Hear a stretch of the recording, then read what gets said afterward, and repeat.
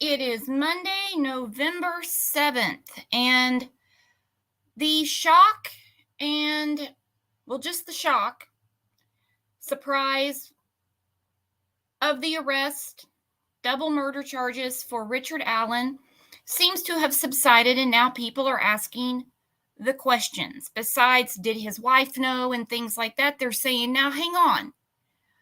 It's not about the public's right to know any longer.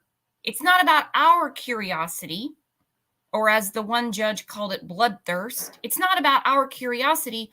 What about his constitutional rights? That's a big discussion. Well, Fox 59 put a clip out about this, so I wanted to share this with you, and we're going to talk about it on the next show. It has been nearly a week since officials over in Carroll County announced charges in the Delphi double murder investigation. Abby Williams and Libby Germoon were both found dead back in 2017 on the Monon High Bridge. Now, a Delphi man is facing charges. We don't know much about why investigators believe this man right here, Richard Allen, was connected to the killings. Now, we do know he still has to hire his own attorney, and a judge from Fort Wayne is now overseeing the case. Fox 59's Russ McQuaid spoke to a judge who is giving us some insight into this complicated case. When Richard Allen was arrested on October 26th, that started the clock ticking on the case against him and also on the constitutional rights that protect his presumption of innocence.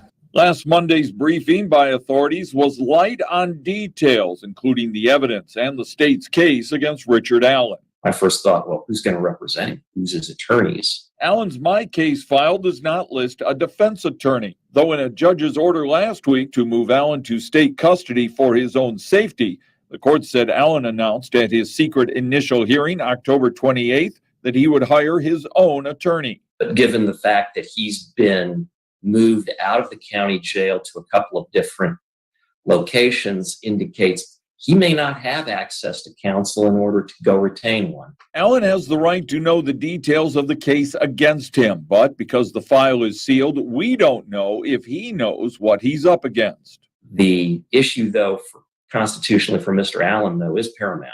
There's no circumstances under which he's not allowed to know why he's been arrested. Allen has until November 17th to tell the judge if he has an attorney, and he must request a change of venue to relocate his trial to get an unbiased jury by November 26th. And his speedy trial deadline is set for next March 20th. But the Carroll County prosecutor's rare secrecy in pursuing this case complicates the state's protection of Allen's rights.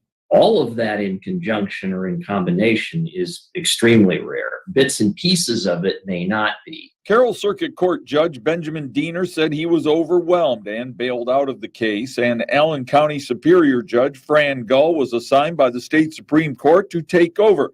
But that doesn't mean Richard Allen's case would necessarily be heard in Fort Wayne if it's moved because of extensive media coverage. I'm not sure what the coverage of this has been in the Fort Wayne media market. I just know the Indianapolis media market has been fairly extensive in its coverage. Judge Henke expects that the new judge assigned to this case, Judge Fran Gull of Fort Wayne, could hold a hearing as soon as this week to determine if Richard Allen needs to have a public defender assigned to protect his constitutional rights in this case. In the newsroom, Russ McQuaid, Fox 59 News. Russ, thank you. And family and officials are still asking for any information the public might have on the Delphi case. The